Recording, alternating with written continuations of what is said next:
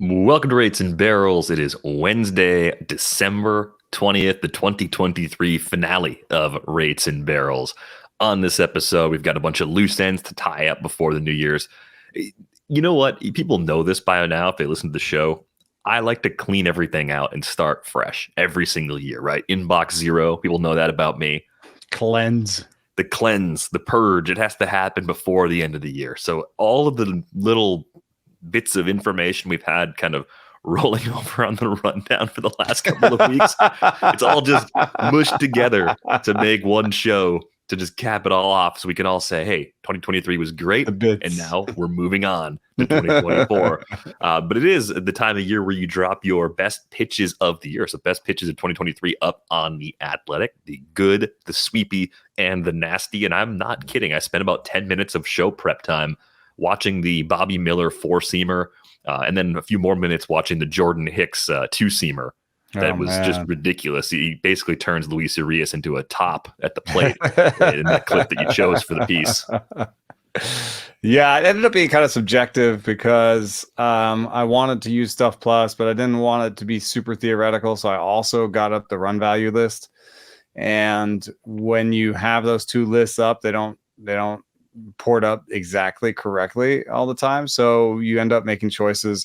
I could have 100%, maybe should have put Kevin Gossman's splitter on there or Kodai Senga's a ghost fork. One thing that was interesting was that I also thought I could put Shohei Ohtani's splitter on. And I did put Maeda, Joan Duran's, and Felix Bautista splitters on there. So I don't think that I didn't put great splitters on. I just think that somehow there's 6 elite splitters. It's funny because there's not a lot of splitters. The ones that are thrown are really good. And I think the way to square this with Nick Pollock's hatred of splitters is that not many people can command their splitter. And so if you can command your splitter, if you can land the splitter in the zone, it's likely to be elite. And it's some combination of command and stuff. And so, I think Felix Bautista's splitter is better than Kevin Gossman's splitter. I mean, it's 92 and has similar action. You know what I mean? It's super nasty. It's not saying that I don't like Kevin. It's the whole I like apples and why do you hate oranges? Exchange. If I could put them all on there, I would. Could I have put Gossman over Maeda? Sure, but Maeda throws his splitter like more than a third of the time, and he throws 89 miles an hour, and he still gets whiffs on the splitters. Whereas Gossman's splitter is also partially good because of his fastball. I think this is all kind of interesting, though, because it fits into a bunch of different things on the rundown. So I'm going to shuffle things up. People don't know I'm shuffling things up, but I think we should talk about the Tigers for a minute. A lot of injury updates to get to. Casey Mize enters 2024 with a clean bill of health. And I wanted to talk about Mize right now because Casey Mize, coming out of Auburn when he was 1-1 in his draft class, had an excellent splitter. And for reasons I have not seen, that's not a pitch that he's throwing frequently in the big leagues. And it's kind of strange. And perhaps there is a health-related issue that has limited the use of that pitch. I don't think that's the case, but I'm grasping at straws because when you have something that's that good and you stop using it, and then your K rate lags the way Casey Mize's K rate has lagged to this point in his big league career, it leaves us all wondering what's really in the box now that he's healthy again. What can we say is his true talent baseline right now, and what kind of level could we possibly project him to if everything starts to fall back into place now that he's healthy again? Yeah, I mean, by Stuff Plus, the splitter has been one of his best pitches. And, what's kind of ironic about a guy that came out of college with great velo and, has at times averaged 96 plus on the fastball, is that Mize's secondaries are good. They're better than his fastballs.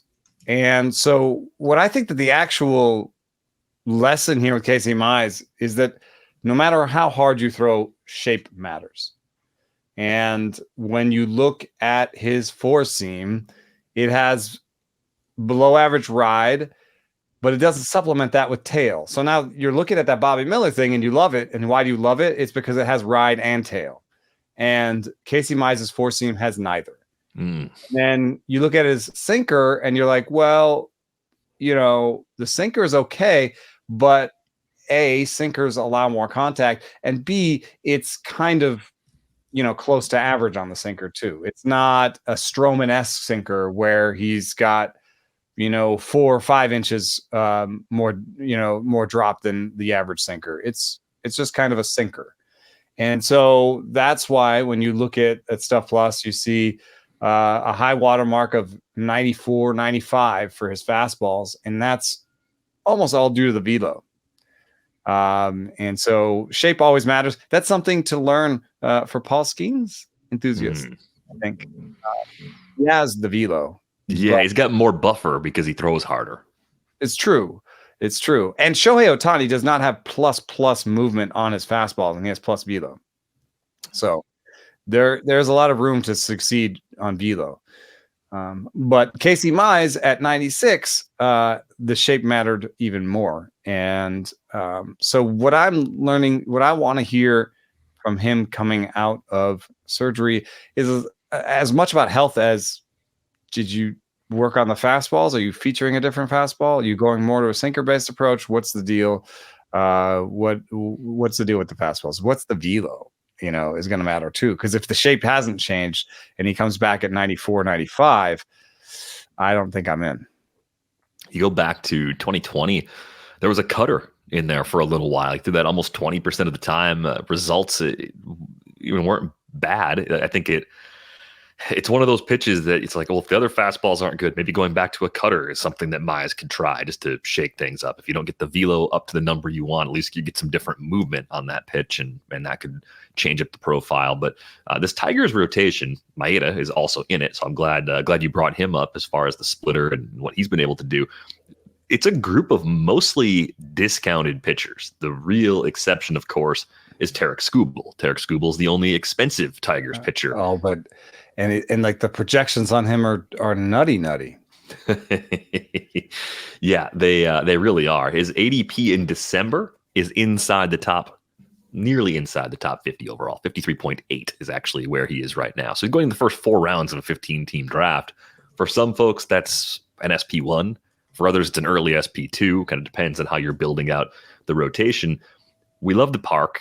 I think in Skubal's case, I've always liked the skills. We've seen just gaudy strikeout numbers coming through the minor leagues. That was part of the appeal all along. Seems to be finally healthy. I don't know if I want to be in at that price. Like, that is just a really steep price for a guy that hasn't been able to do it over a full big league season yet. Yeah, and I've got some early health grades. I'm starting my pitching ranks, and I got health grades from Jeff Zimmerman again. And how much of a health grade can you give somebody coming off surgery? He's got a D in Jeff Zimmerman's grades, and so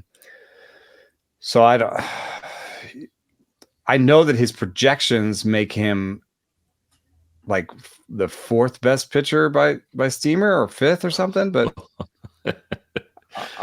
with a D health projection, I'm going to treat him a little bit more like a Glass now, I think. Okay, I think that's fair. I was thinking Freddie Peralta. Similar just in terms of full Peralta seasons of innings that have been there. Has a less of a projection by Steamer, but a C. And then I'm also trying to fold in the PPERA, the Stuff Plus based projections, which for Skubal have him with a 3.64 ERA. So they're not as excited as the Steamer projections, but that's a pretty good number. So, I mean, you have to remember, like, league average is 4.3. So Skubal is still going to be in my top 20. I just can't imagine he's in. Is he in your top 10? I can't. I don't think I can put him in my top 10. fringy for me for top 10. It's weird. He falls into the category of a player I like that someone else in the room or multiple someone else's in the room probably like a little more than I do. Yeah. And that just means I miss out, right? If we're in an open player situation where you can bid on whoever you want in an auction, okay, then dollars for dollars, I might end up with Skubal. That's possible. But I think in a snake situation, I'm less likely to have him on my roster. I think the Glass Now comparison's interesting too, because we talked about some of the Glass Now words and further back and look at the seasons that he split between AAA and the big leagues a little bit earlier in his career. You see more robust workloads. With Skubal, I don't think you quite find that when you go digging back through the old workloads, right? So you have that concern as well. Even if you go back to his college days, this wasn't a guy that was logging triple-digit innings during his college season. So the injury risk is elevated. That D grade seems warranted, even though he's a really exciting pitcher. 149 is the high watermark, and he crossed 100 twice otherwise. 2019 he had 122, 2022 he had 117. Yeah. So I'm very tolerant of pitching injury risk, but that's just a little bit too much for me, I think, based on where he's going right now. Now, this is a Tigers rotation that's added both Maeda and Jack Flaherty this offseason. Maeda is the second most expensive Tigers pitcher, but he's going closer to pick 250. Given the park, given the floor of the skills that we have from Maeda, injury risk there, of course, but in the 200 range, I'm not really worried as much about 150 innings as a possible ceiling for someone. What's your expectation for Maeda making the move to Comerica? I think it'd be about league average. I'm tempted to pick him up in a place where I don't have to start him every time. There's some nice parks that he's going to. I'd love to start him in Cleveland. I'd love to start him in Detroit. I'd love to start him in Kansas City. Would I love to start him in the Cell? Against that team, especially early in the season, I have no problem with that. I mean, it's that team in particular, not the park, just not the park. Yeah. How about in Minnesota? I don't know. In 15s, definitely. In 12s, I'm looking at the alternatives. Yeah. The PPERA projection is 4.25 against the league average of 4.3. So he's better than league average. Definitely draftable, definitely holdable. I'm just not sure I'm going to start him every time. And we've got a steamer projection of 4.09 ERA, and we've got basically the last 2 years somewhere around a 4.4 ERA. So it's definitely, the strikeouts are still going to be there, I think, because he's got a wide arsenal. He's got that splitter. He's got just enough velocity on the fastball to continue it. But sometime over the course of the next 2 or 3 years, he might dip below 90 with the fastball. And I could see a season where he has like a 1.6 homers per 9 or 1.8, and it just becomes kind of more untenable just in terms of ERA and home runs, and the strikeouts aren't as valuable anymore. Yeah, I think given the park, I wouldn't be surprised if he cranked out a second best home run rate of his career, at least second best since 2016. Because that 2018 season with the Dodgers looks like an outlier. That was the only season he's been in the big leagues and had a home run rate under 1 per 9. His rookie season, air quotes, rookie season back in 2016 was very similar, 1.02. If he were to get every back other in that year, range, he's had a bit huge. of a home run problem. Yeah, being in Dodger Stadium and Target Field. So a slight improvement there seems likely. A significant improvement is possible if he gets lucky and benefits from the park factors. I think he's fine where he's going. He's not a must-have. There's the risk in that fastball velo, though. At that age, I feel like. Yeah, he's fine in this range. And you've got 21 starts in 2 straight years, so it's not like he's gonna be healthy necessarily all year either. Well, I think it's really interesting that the Tigers are kind of going this route similar to what the Giants have done in recent years. And of course, Scott Harris calling the shots in that front office comes from the Giants, and it's just stacking a lot of arms in there that you're not going to have all of these guys healthy at any moment in time. But if you just have 5 of them healthy all the time, then you've got a formidable rotation. You've got enough to sort of get you through and stay competitive. I think if Skubal stays healthy all season, that's huge. And if Reese Olson stays healthy, that's pretty big too. I mean, I think he was pretty impressive for someone that wasn't necessarily a highly regarded prospect. He wasn't a complete pop-up guy either. I think what we saw from him in the minors in 2022 was really impressive. The strikeout rate really jumped off the page, struck out 33% of the batters he faced, but he more than held his own as a rookie last year, right? Just about a strikeout per inning, kept the walks in check. That was the concern with some of the numbers we saw in the upper levels of the minors. Occasionally that walk rate would jump up a bit for Reese Olson. He's going a little later than Maeda, and I think you're getting a similar floor, but you're getting a lot more ceiling. I think the only question comes down to, if everybody is healthy at the beginning of the season, or more than 5 of these guys are healthy at the beginning of the season, who gets pushed out, who ends up either in a bullpen role, or who potentially ends up going back to AAA just to wait for their opportunity to contribute in the rotation. Yeah. I mean, I have some love for Gipson-Long too. And there's 8 starting pitchers. Yeah. I think, and you want to buy into that park. For sure. So, I don't like Jack Flaherty as a pitcher. I just the fastballs have just the weirdest shape, and I mentioned before that he could be a candidate for a sweeper, and at times he's thrown a slider with 10, 12 inches of sweep.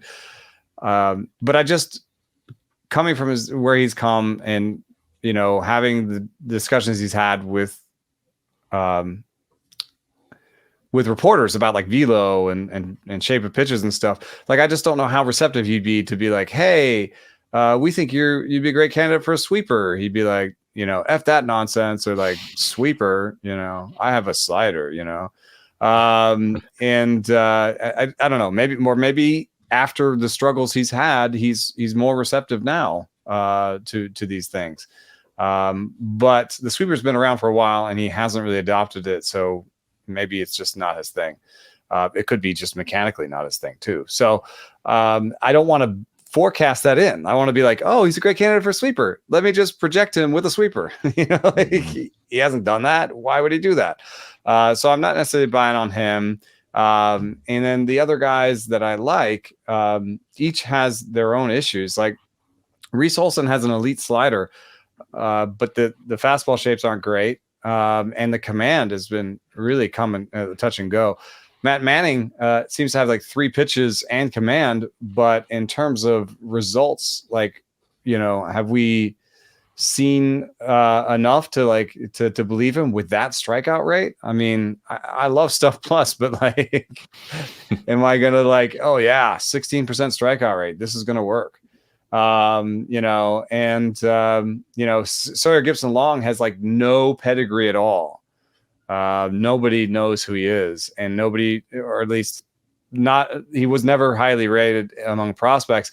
And I love his Stuff Plus numbers. He has a really small sample, but elite fastball and changeup stats by Stuff Plus.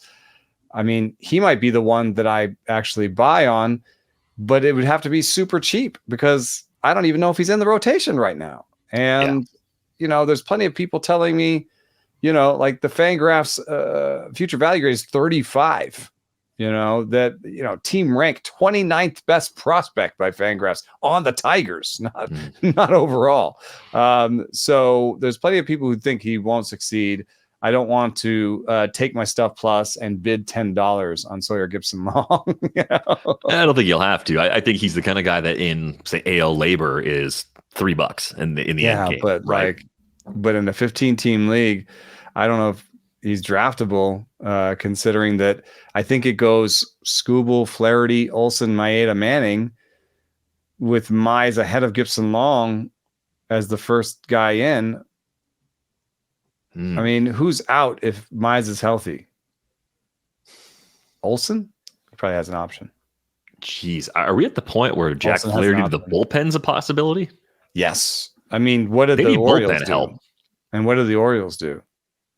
Oh, yeah, okay. Yeah, you could think of it that way. Yeah. So anyway, Gipson-Long is more of a draft and hold, if you have 15 starting pitchers on your roster, then you can have Sawyer Gipson-Long on your roster. But it is a name to remember. Well, 15 is a little bit much because even in draft and holds, what do you have? You have like 13, 14. In draft and holds? Yeah. I think you're rostering closer to like 22 pitchers or starting pitchers. Well, I mean, just total pitchers. So it depends on how much you invest so in starting closers. pitchers is like 15. Yeah. If you're going to roster 12 to 15 starting pitchers, then Gipson-Long is someone you could throw on there. Yeah. If it's like you can't make any pickups all year, then Gipson-Long is. But otherwise, I think Matt Manning is worth a look. In terms of the pairing of results and stuff is there. But everybody else has pretty big red flags and also some upside considering their park and the fact that most of them are going to get a good run. The question I would ask AJ Hinch or Scott Harris or anybody in the know with the Tigers is, are you going to run some tandems? Are you going to do things like we've seen the Giants do, saying if you do have 7 healthy starters, you're going to pair a couple of these guys together. You're going to see 3 and 4 inning outings from guys that maybe haven't missed enough bats, but could be more effective going through the lineup one time or twice as opposed to trying to push them through a third time. Coming off of surgery. You don't know how many innings he has. Flaherty's much better if his velo is over 94. So what if you tell Flaherty, we want 3 innings out of you, and Matt Manning's going to give us 2 or 3. And, because we don't know how many innings we have out of Mize. Sorry. We don't know how many innings we have out of Mize anyway. So we're going to kind of pair you guys. Yeah, and that starts to break things down value-wise for us on the fantasy side. So it might be good for the Tigers, not necessarily as good for us trying to manage. Yeah, I think it's Skubal and Maeda are the only 2 that I can be like totally 100% draftable in every league. Yeah, that's fair at this point.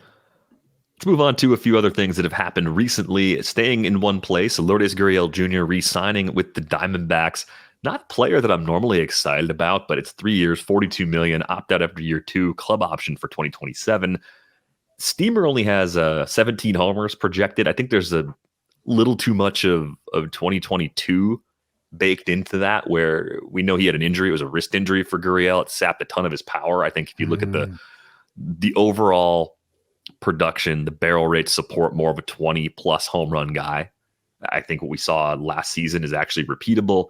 And just by dollar values, according to the Fangraphs auction calculator, 12-team league, Gurriel was the 90th ranked hitter by dollar values. ADP right now at 234. Of course, he's going later than that. This is a volume game sometimes. You just got to find guys that play a lot. And the way that roster is constructed, I don't have any reason to believe that Gurriel is going to play less, especially coming into year 1 of a multi-year deal. So he's a little bit oatmeal-y, but I think this actually is pretty good oatmeal because the batting average floor looks pretty solid too. Yeah, there's also this idea of don't sign anybody, don't use anybody that's signed a big deal recently, and I think that often is a great idea because you're talking about big deals being thrown out to 28, 29-year-olds coming off of career seasons. I don't know if 3 and 42 counts as a big deal in those systems. And I don't know that necessarily last year was his peak season. I mean, by WRC plus 106, his peak season was 2020 or even 2022 with the weird approach, had better numbers. I mean, it was his second worst season actually. And so if you look at last year and you say, that's not necessarily an outlier for his career in any way, then I think you can buy in. And there's just no excitement about him because he doesn't help you in any one stat in an obvious way. He's like one of those guys that hits average in every category. And so you think, I need power. Well, Lourdes is not going to help me there. Oh, I need speed. Well, Lourdes is not going to help me there. Oh, and this is exactly the definition of oatmeal, right? Like if you look up the average 12 team player in terms of offensive numbers, they're probably going to hit 270 with 18 homers and 7 steals, and that's kind of what he's projected for. So it's like, why not just tread water? Like, let's say you need power, why not just tread water and not lose on power and not lose in anything else, and go to the next pick and get somebody with power only on the next pick? Yeah, I mean, I think it's a really nice profile. It reminds me of things that Ariel Cohen said a couple of years ago about Alex Verdugo. Helps you in just like every category. Eddie Rosario is a favorite of his too. Yeah, and there's not the current version, but like right, like in a lot of year 3 of this deal might be a problem. I don't care. We're playing for 2024. We're talking about redraft leagues predominantly. I think it's going to work just fine for. And Gurriel even year 3. I mean, you're talking about he'll be 33. He won't be like 38. And you're talking about a guy who makes contact and hits the ball reasonably hard and has like a 10% barrel rate, like 8 to 10% barrel rate. Like, what's the worst that he could look in year 3? It'll probably be like 250 with 15 homers. Like, it still would be probably playable in a lot of leagues. Maybe not by then 12-team leagues. Yeah, I think the category where he actually lags a little bit is runs scored relative to his playing time because of the OBP and the walk rate. OBP being down a little bit, and even the Diamondbacks had a negative run differential last year. Yeah. Shh. Hey, I'm just here to tell you what I see. Things that happen. I'm just observing things. That's a little surprising, but that helps drag it down a little bit. I'm curious to see what else they do with this lineup, if they're able to add a little bit more. They are talking about adding a DH, which could cut into some of Lourdes' playing time, I guess. If they do so without turfing Jake McCarthy, yes, you could have an Alec Thomas, Lourdes Gurriel, Corbin Carroll outfield with this new DH, and Jake McCarthy is more of a 4th outfielder. That's totally fine. But Lourdes' defense is not amazing. So there, you could, if you're on the fence with Lourdes, you could sort of wait and see what the DH will be. If it's a great DH, if they get JD Martinez, as one of the rumors is, then that I could see that cutting into Lourdes' playing time, not in terms of necessary starts, but maybe the last plate appearance of a game. I do think the defense is good enough. I mean, outs above average had him at a +2. Arm value on StatCast is solid, 89th percentile. So like, he's had some bad defensive years on Fangraphs, but yeah, he's had some fluctuations. But you've also got good options to play next to him in center, which takes some of the range pressure off of him a little bit too. So I think he's pretty stable, and the multi-year deal especially makes me feel better about Gurriel than I have probably at any point in the last 3 seasons. Let's get to Max Scherzer. He had back surgery, and he's going to be out until at least June, possibly July. I think there's a fair question to be asked just about, like, what do we expect him to do when he comes back anyway, even if he were not coming off of surgery? 28% K rate last year was the lowest he's had since 2014, and 82.7% zone contact percentage was the highest since 2011. And he turns 40 in July. So we talked about this a little bit just in terms of guys that have had multiple arm injuries, this being a little bit different, but age makes it harder to recover from something like this. And we both play in a lot of leagues where there are no IL spots. So in those situations, it's kind of a no-fly zone. It's just too long of an absence and too many questions. In leagues that have IL spots, which plenty of our listeners play in, yeah, you could probably justify it. Pitching's hard to find, and if you want to bet on a 40-year-old coming off back surgery to be good, well, Max Scherzer is a smarter bet than most 40-year-olds coming off of back surgery to get all the way back, right? He's going to push himself as hard as anyone does in rehab. Like, there's no question about that. I have some hope that, like, from watching from the eye test, like, the main thing that was the problem for him wasn't necessarily shape of pitches or velo. I mean, his velo was down a little bit. The main problem for him was actually placing, like, command of the breaking balls. Like, he couldn't get them in the zone. He couldn't get them where he wanted to. And that screams like hamstring or back to me. It like command when something's off like that. I think something that allows you to still throw the ball hard, but doesn't allow you to do everything you want to do normally in your mechanics. So back or soft tissue, something. That's what I thought was going on with him, or just like leftovers from his injuries last year. In any case, he could theoretically come back and do what he did last year, but with a smaller home run rate. I mean, the park isn't necessarily one that gives up a ton of homers. And if he comes back and is able to command his breaking balls better, then theoretically he should be able to improve that home run rate. He's never really had a home run problem before. I mean, he in 2020 had a small one, but for his career, it's 1.04. Even in recent years, like in 2022, it was 0.81 in that nice park. So, I would say he could actually beat the projections. The projections have him giving up a homer and a half per 9. I'm saying take the under on the projected innings pitched, which is 94, because he's 40 and trying to come off of back surgery, and take the under on the projected home runs per 9, because when he does come back, he should be able to command his breaking balls better. So I think he could, between that, give you 75 to 80 innings of a 3.6 to 3.7 ERA.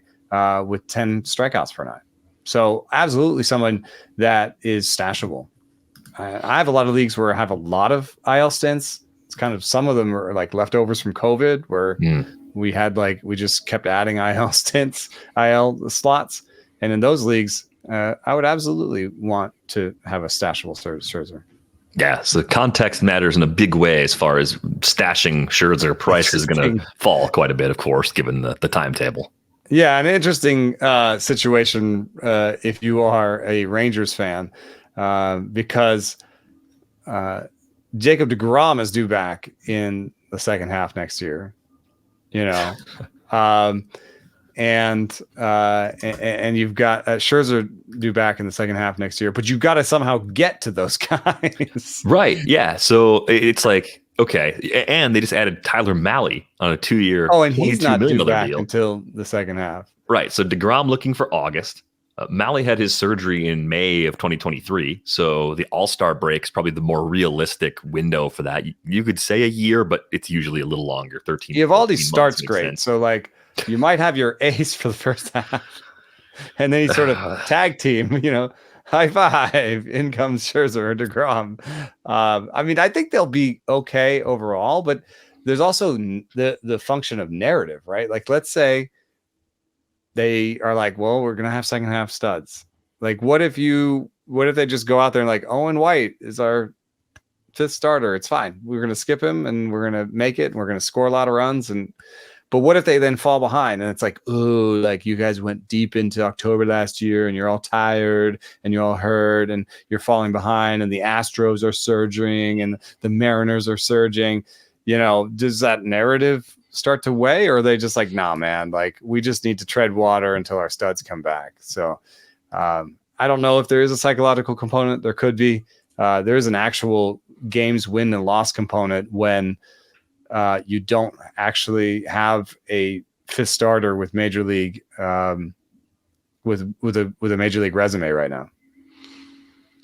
Price wise here, kind of doing the same thing we did with the Tigers. We'll do this one a little quicker. Eovaldi around pick 200. I think we talked about him on our last episode as part of a Would You Still Rather. In. It's up and down, but I'm still in. Yeah. Fair price. John Gray in the 268 to 345 range in December. That's pretty interesting to me. I'm in. Yeah, that's fine. I can get on board with that. Dane Dunning Dunning and Andrew Heaney basically have the same pick range, 320 to 480. And they're Dunning. Like, could not be more opposite pitchers. Yeah, it's really strange. You really have to really make like a decision about what you like about pitchers at that point. If you're picking between Dunning and Heaney, you either like guys with big arsenals in command, or you like guys who have like an elite pitch, and then otherwise, and that's Heaney's fastball. His secondaries, he's never really figured them out, and that's why he has the home run rate he does. But there couldn't be more different. Is the pattern in my brain just glitching if I look at Dane Dunning and say, no, I can't figure out how how exactly he could get those results again, barring changes, right? It was a sub 20% K rate. The walk rate's fine, but it's not elite.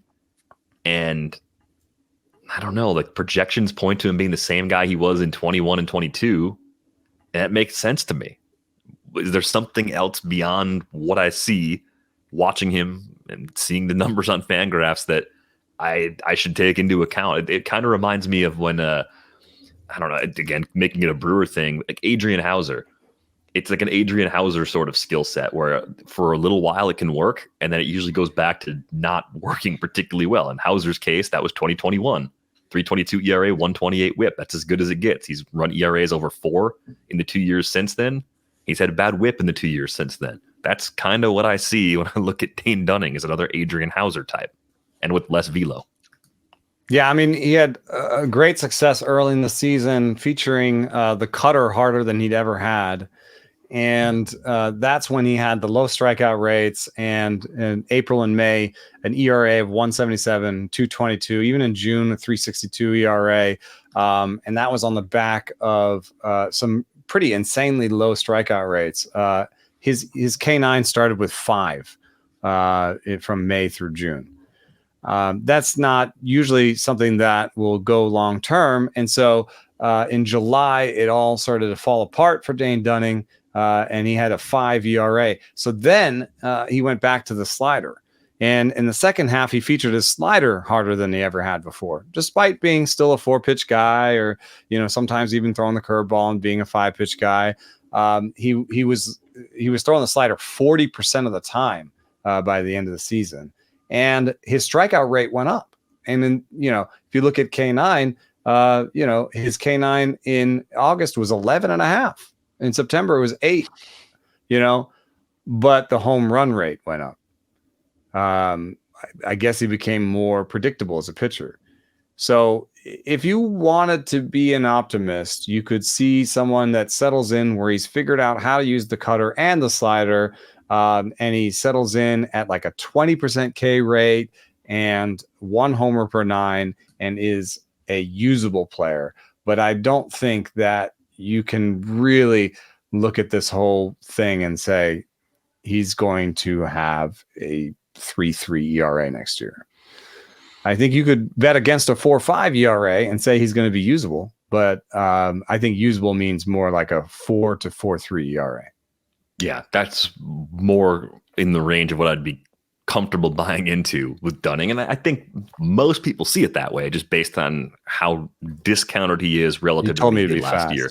Yeah, that's fine. You kept it moving. Let's go. I think Haney's just going to be who he is, and he's going to be he's going to have great starts and he's going to have poor starts, and it's really hard to figure out. I mean, a guy who has one elite pitch is, you know, when the slider is feeling good, he's good. It's running out of adjustments to make. Like we've gone through this enough times. I love the dude, but I don't think I'm buying. And so it's so weirdly, even though I kind of the younger version of Haney, I would bet on more, because I'd be like, oh, Bryce Miller, he'll figure out the secondaries, right? You know, he's got Taj Bradley, he'll figure out the secondaries. When they become Ty Walker, when they become Andrew Haney, and years later, there's fastball still their best pitch, and they haven't really figured out a great secondary. I'm like, okay, I'm not going to dream on this anymore. I think for me, it's like you look at the swing strike rate and the zone contact percentage both going that wrong direction in a big way in 2023. That's where I'm like, okay, like what you see is what you get on Heaney. Yeah. That extra gear probably isn't there. We can dream on a year ratios wise, like what he did to Dodgers in 2022, but I think you can get a quarter of the way there at best from where he was in 2023. Maybe a high 3s ERA and a high 120s whip is possible. At the price, I'm not out, but I'm not forcing it either. Yeah. Let's talk about the Mets and a third base situation that is rapidly changing. Ronny Mauricio suffered a torn ACL in winter ball. He was among the candidates to play third base, can play other spots in the infield as well. But timetable for him, at least at the time of putting this on the rundown, was not clear. I think once he has the surgery, most likely going to miss the year. Most of the season or all of the season, very much the likely outcome here. It leaves behind Brett Baty probably as the big side platoon third baseman. And I still believe in Baty because he hits the ball hard. The problem is Brett Baty has to hit the ball in the air more. That's been the story. When the power has lagged, that's been the reason why for him as he's made his move up toward the big leagues. And of course, there were defensive problems at third base as well. So I think the question is, can the defense improve enough where they're comfortable playing him when the bat isn't working? Or can the bat improve enough where they just say, we don't care about the defense because you're hitting at your full capacity. You've reached your ceiling. Like, which of those things seems more likely to occur based on the information we have on Brett Baty?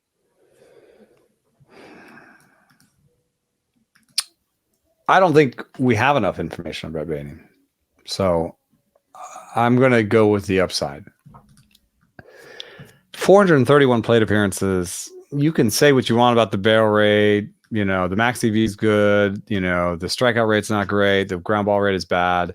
It's still 431 plate appearances for a 24-year-old. I'm willing to give him, especially these Mets that have recalculated their window. This seems like a perfect year to be like, let's give Baty all year. I mean, why buy Matt Chapman and block him? Why not just give Brett Baty all year? Worst case scenario, by projections, he's around a league average guy. He doesn't learn to lift the ball, but he hits the ball hard, plays a decent defense, and, he's not necessarily a liability, but he's not a strength. Best case scenario is he figures something out. So I'm still going to bet on the upside for Baty. Yeah, in the internal competition, I mean, you could say Mark Vientos. We've mentioned him before. I think no glove, bricks for hands. Right. So same defensive problems, probably worse defensive problems to start with. So that gives Baty an edge against him. The fallback option as it stands right now is probably Joey Wendell. If Baty doesn't hit and continues to struggle defensively, they're going to have to play Joey Wendell at third base. And that's not necessarily good as far as learning something that helps you in the future. So yeah, because Wendell was bought to replace Luis Guillorme and is supposed to be the backup around the infield. Yeah, you don't want that outcome. You don't want 400 plate appearances of Joey Wendell. Like, if that happens, multiple injuries need to be the reason, as opposed to players underperforming. I think you just give Baty all year, because you have Mauricio. You get Baty all year, and then Mauricio, maybe he gets healthy late in the season, and if Baty's been bad for 4 months, then 5 months, then that gives you an opportunity to say, okay, reset time for Baty, and we're going to pick up Mauricio, and we're going to give him a full month in the major leagues at third base. You know what I mean? Mm-hmm. So I think it's time to do some auditioning there. Let's move over to another injury. This one in Pittsburgh. Endy Rodríguez is going to miss the 2024 season. He had surgery on his UCL and flexor tendon. This probably puts Henry Davis more firmly in the mix to catch throughout the season. I know there were media sessions with some of the members of the Pittsburgh front office during the winter meetings. And at that time, Ben Cherington said that Henry Davis will go into spring training preparing to be a catcher, which I think that comment preceded anyone knowing how bad Endy Rodríguez's injury was, but it made sense anyway, because there's still a long-term future where Henry Davis is at least a semi-regular catcher, even if playing other positions is part of the equation for him. For Endy Rodríguez, this is a huge blow, just because I like the skills a lot. I thought this could be a big step forward for him in 2024. I thought he's going to be a kind of a key part of this lineup. Keeper dynasty, sure, if you can stash him for the future, I'd love to see what happens in 2025 and beyond. But I'm curious if you're in on Henry Davis right now. He doesn't have catcher eligibility to begin the season. We've had a handful of players like this in recent years. You look at the quality of the contact he was making, had some power, handful of stolen bases. He was 3 for 8, though, as a base stealer at the big league level. So green lights could be a little harder to come by in 2024 for him. But are you buying Davis's bat outside of being a catcher, or do you think he has to catch? I think Keith Law wrote about this. Keith believes that to be a regular, Henry Davis has to catch. I'm a little more optimistic about Davis's bat than Keith appears to be.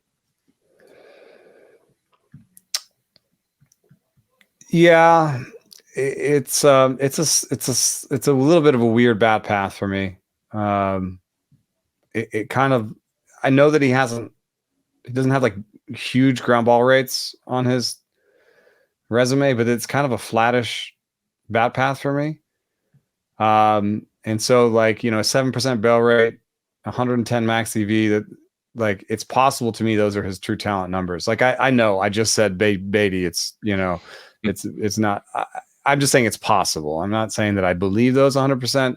If those are the truth, then I don't know about the power. And then, the contact wasn't necessarily supreme. But in terms of deep leagues next year and seeing if 2 catcher leagues and seeing if I could get something, maybe even in dynasty, if it's a 2 catcher dynasty, like, and for the Pirates, I think if there's a silver lining to the situation is, we get a chance for a year to see if Henry Davis can be our catcher, Yeah. And then, then they could maybe have a trade situation where Henry Davis has proved himself as a catcher in the major leagues and Endy Rodríguez is coming back. Maybe you trade Henry Davis for something somewhere else. I think that this can be a good thing for the Pirates. It can be a good thing for Henry Davis in terms of most fantasy people or, what I think of Henry Davis going forward. I think I lean a little bit more towards Keith's side of the picture. I think the harder part for me and why I'm a little more willing to leave the door open is just that he had, left wrist problems, like multiple absences coming through the minors. And I think that's maybe just stunted the development a little bit at the plate. We've seen flashes of it along the way where he's looked like a dominant player. His actual on-field results in the minors were pretty stellar. Mm-hmm. I mean, if you look at his WRC pluses, there's a lot of 200s, and it's not a lot of sample, but it is still like, well, when he was in, he trounced them. And even as a rookie, I think the plate skills looked pretty solid, right? K rate wasn't through the roof, drew some walks. Didn't chase a ton. Yeah, there's enough there to build off of. Like after all the injuries and the missed time, if that's what the debut looked like, I want to see what year 2 or the first full season brings. Pick right now is outside the top 300. Again, he's outfield eligible to start the year. So if you're going to use him as a second catcher, you got to wait probably a week or 2 to actually make that happen. But this actually looks to me like a pretty good playing time situation for Henry Davis as a result of the unfortunate Endy Rodríguez injury. Pirates, you might be able to play some. I mean, the thing that's dumb about, let's say, like an NFBC situation where you've got 2 catchers, so you want to have 2 catchers, you want to have as much playing time as possible, and you want to sneak Henry Davis in as your second catcher, then you have to kind of stream catchers for the first 2 weeks, because you can't play Davis there, or you have to pick 3 catchers, and nobody wants to pick 3 catchers. I think I'm okay with it. Like I think the reason I'd be okay with it as a third catcher, especially, is because it's a multi-eligible catcher. Having a catcher outfielder is pretty helpful. If you think he's going to hit enough to be, I don't think it's that helpful. You have to like him enough. I just want to have just 2 catchers and I just put them in and I leave them alone. I don't want to stream catchers. I don't want to think about catchers all year. I don't necessarily want to pay the premium and buy the most expensive catchers, but I also don't want to be in the bottom bin for this. Fair enough. The Pirates have been busy in the last couple of weeks. Oh, I know. I was gonna give them some love. It's an interesting depth chart. To me, it's sort of it screams of like the bottom of our roster was pretty bad last year, so we're gonna spend a little bit of money to make sure that we don't put below replacement players out there on the field anymore. I think that's a good way to describe it. I think it's rude, but like that's what Marco Gonzalez and Martin Perez, and Edward Olivares are for me. Is like these guys are not below replacement. Yeah. Do you think? I mean, the other part of Endy not being able to play this year is those playing time, the large share of playing time that would have presumably gone to Davis in the outfield could be there for Edward Olivares or someone else. I mean, he's a terrible defender, and I extolled his virtues, Edward Olivares, on Twitter, and I did point out that the defense was bad, and people were like, "It is atrocious." Like some were saying, Royals fans were saying it's the worst outfielder I've seen, and some of the numbers actually line up with that. It's weird though because he's fast, so it's maybe the Pirates think there's something coachable there. There's also right field in Pittsburgh is fairly small, I guess. Yep. So maybe they're like, hey, we're giving you a smaller patch of grass. Maybe I wonder if they knew about the Endy stuff when they got Olivares.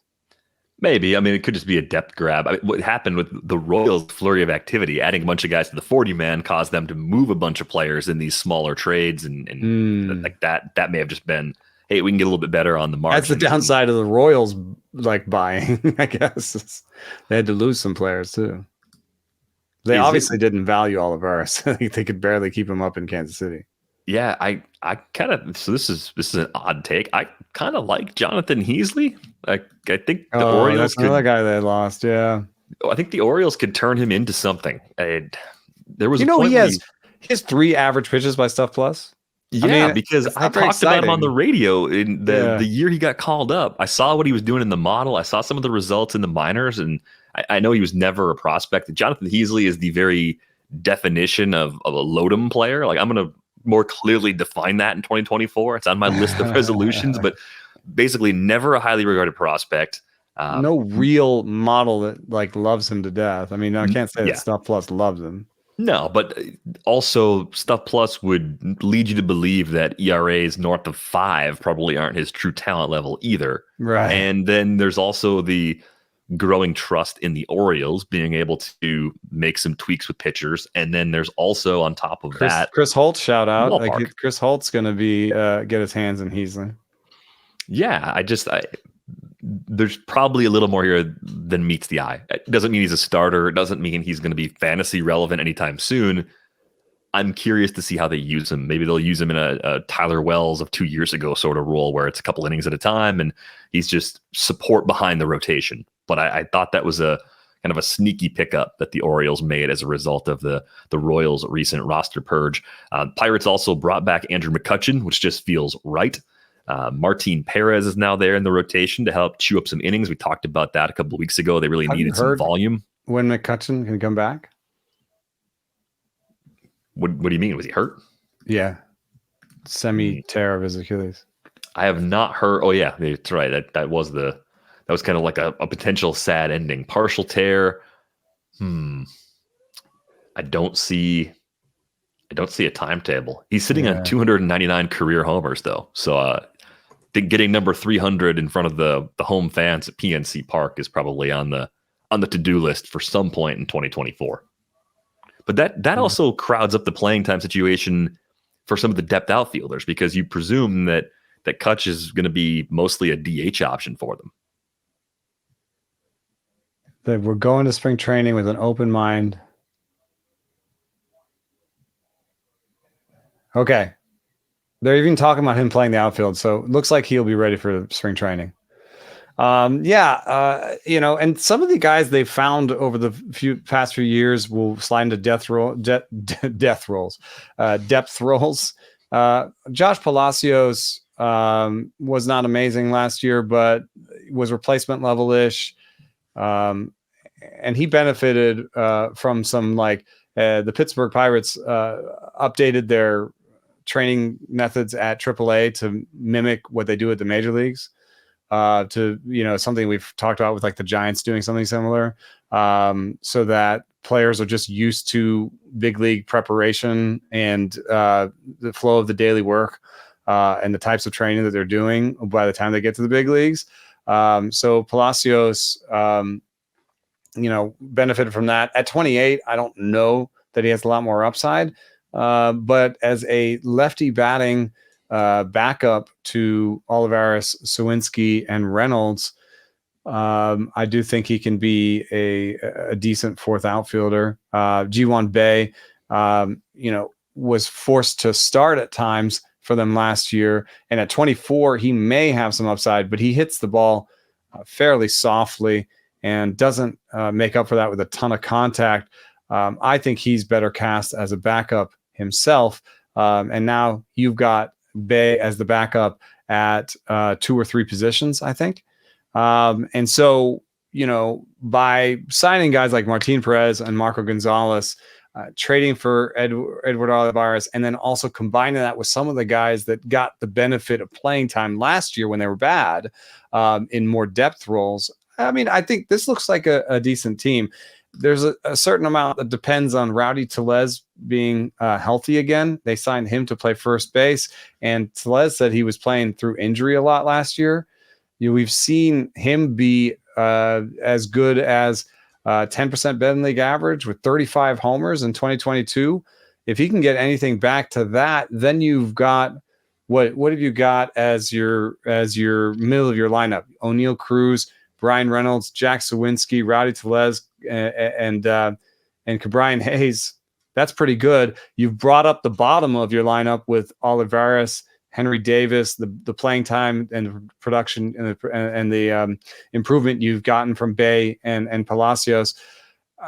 Does this start to look like a team that maybe by true talent is closer to 500 and could get lucky and stay in the wild card race? I mean, there's also a rumor that they're going after Dylan Cease. If you put Dylan Cease on top of that rotation with Mitch Keller, I think this is absolutely a team that will play meaningful baseball into September. Am I wrong? I think you would jump up to the top of the current tier if you add Dylan Cease. Like right now, they're in the tier of teams that are not the A's, Nats, and Rockies by WAR, right? They're not. They're out of the basement. They're not the bottom. They're not the very bottom. They're not in the hope, like the 2024 hopeless tier. They're not in that. That's good. That's a good place to start. Adding Dylan Cease, Marlins, Tigers range war-wise. And then I think part of what makes a team like the Pirates more interesting is that you can look at someone like Davis, or even obviously Cruz fits into this too, or even Liover Peguero, and the young talent can come through. You can have a couple of guys break through, and instead of being 2-win players, 2.8 win players like Cruz, they're 3 or 4 or 5 win players. That's in the range of outcomes, I think, especially for Cruz and Davis. Maybe for Peguero, it's more like getting 2 wins out of him. That ends up being a victory. That would be good. But you also have, I love Jared Jones. We've talked about how much we love Jared Jones. Paul Skeens is coming. For all the weakness at the back end of that rotation, they have guys coming. And they could accelerate those timetables if, Sawinski could have another step in him. I think you saw some really white hot moments from him. If he could just become a little bit more consistent, you could see a real step forward from this whole offense. And then we haven't really even seen a full year of Cruz, at his best. So, I think there's definitely some young players that could take a step forward, and some interesting roster construction things going on there. So we got to talk about Ellie on the last episode, and the range for Oneil Cruz, who I feel like in some ways was like the original Ellie in terms of just being this ridiculously tooled out, unique player that we were all like, hey, what's going to happen when this guy's in the big leagues? Oneil Cruz is still going at pick 80 in December NFBC drafts. Range is pick 56 to pick 106. So pick 80, kind of early part of round 6 if we're talking about a 15-team draft. Do you have the same feelings of this is a lot of talent and I don't want to miss out, and I'm okay taking on the risk relative to cost because the payoff could actually be there? Do you feel that kind of way about Oneil Cruz? Yeah, and in fact, after our discussion, I was looking at the fact I'm starting my rankings now, and I'm struggling to put together a list of aces that's longer than 6 or 7 long, and so I may have to be out on Ellie because of just the same pitch, the pitcher conundrum we were talking about. Like, if I want one of those top 7 pitchers, then I can't have Ellie too. My consolation prize could be Oneil. There's just as much sort of athleticism as there is with Ellie. There's a couple asterisks for Oneil, which is he's a lefty and not a switch hitter, and we've seen some really, really poor work against lefties. So I don't know if that's going to continue, or what's going to happen there. The other thing is Ellie's younger. Oneil is 25, but that's still young enough that there could be improvement. The third thing is a positive for Oneil is he hasn't hit the ball on the ground as much as Ellie at the major league level. And he's already shown more patience and shown a really big adjustment in terms of swing decisions. When you track the end of 2022 into 2023, it looks, when you look at 2022 and 2023, it looks like, oh, that's just a small sample thing. 2023 before he got hurt, but if you actually track his swing decisions over time, you see that Oneil Cruz made big adjustments late 2022 and ported those over into 2023. So I think that he's a little bit more polished than Ellie with less upside and more established flaws. It's an interesting package to take in round 6, but at the projections 250, 2020, that's a fine value. And I think that there's also the chance that some of those adjustments he made poured over, and he's better than that. It got me thinking about Ellie being a switch hitter, and Oneil Cruz's struggles against lefties are well documented. Ellie, even as a switch hitter against lefties, struck out 40% of the time that he faced them last season. Oneil can. They're going to be. It's going to be like right in the same neighborhood. It's almost 10 times that K rate. 40.2% is almost 10 times his walk rate against left-handed pitching. It's 4 and 40 almost. Yeah, it's 4. Oh well, O'Neill's gotten beat against lefties for his career. 8% walk rate, not bad. 51.6 strikeout rate. I think we need to control our FOMO. I think we really do. Like this. Is that just good enough for you to be totally out? No, because I don't want to live my life that way. I don't want to take the worst thing about a player and be like, no, never. It is never. Only 122 plate appearance lifetime against lefties. I don't care that lefties turn these guys into Jorge Alfaro at the plate. It doesn't matter because there's other things they do. Like you can't completely throw it out, but sometimes the more you peel back the onion, the more you cry. 51%. It's not great. Oh my God. It's not great. I think the part of Ellie's profile that drives the price as high as it does, like the bags were just ridiculous. Like, yes, Oneil Cruz can also run, but Ellie's stolen base rates were off the charts. And granted, different rules. Will Oneil steal 20 on the ankle? Yeah, also a fair question. Will they take that risk? I think. Do you use spring training in this instance? Like Jason Collette had that great presentation at first pitch about looking at the run rates in spring training, and they poured over projecting really well on that.